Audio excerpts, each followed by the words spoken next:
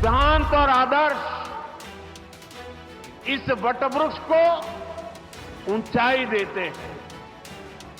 लाखों करोड़ों स्वयंसेवक इसकी टहनी,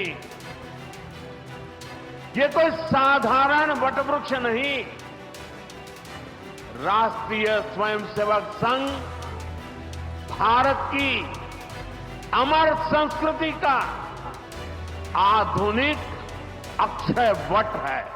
आज हम देखते हैं राष्ट्रीय चेतना के संरक्षण और संवर्धन के लिए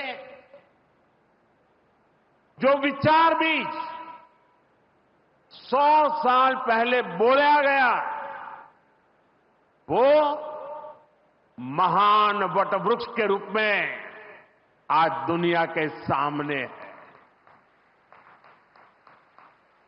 सिद्धांत और आदर्श इस वटवृक्ष को ऊंचाई देते हैं। लाखों करोड़ों स्वयंसेवक इसकी टहनी, ये कोई साधारण वटवृक्ष नहीं, राष्ट्रीय स्वयंसेवक संघ भारत की अमर संस्कृति का आधुनिक अक्षय वट है। ये अक्षय वट आज भारतीय संस्कृति को, हमारे राष्ट्र की चेतना को निरंतर ऊर्जावान बना रहा है। साथियों, आज जब हम माधव नेत्रालय के नए परिसर का काम शुरू कर रहे हैं, तो दृष्टि की बात स्वाभाविक है। हमारे जीवन में दृष्टि ही हमें दिशा देती है। इसलिए वेदों में भी कामना की गई है, पश्चिम शरदः शतम, अर्थात हम 100 वर्ष तक देखें।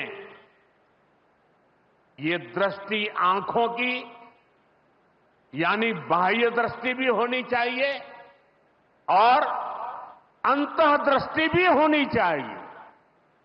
जब अंतः दृष्टि की बात करते हैं तो विदर्भ के महान संत श्री गुलाबराव महाराज जी का स्मरण भी होना स्वाभाविक है।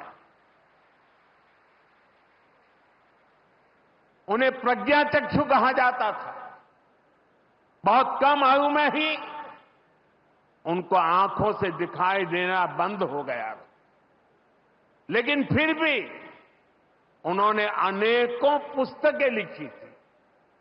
और अब कोई भी पूछ सकता है कि जब आंखों से दिखाई नहीं देता है तो उसके बावजूद भी कोई इतने ग्रंथ कैसे लिख सकता था? इसका उत्तर यह है कि उनके पास भले ही नेत्र नहीं थे, लेकिन दृष्टि थी। ये दृष्टि बोध से आती है, विवेक से प्रकट होती है। ये दृष्टि व्यक्ति के साथ ही समाज की भी को भी बहुत शक्ति देती है।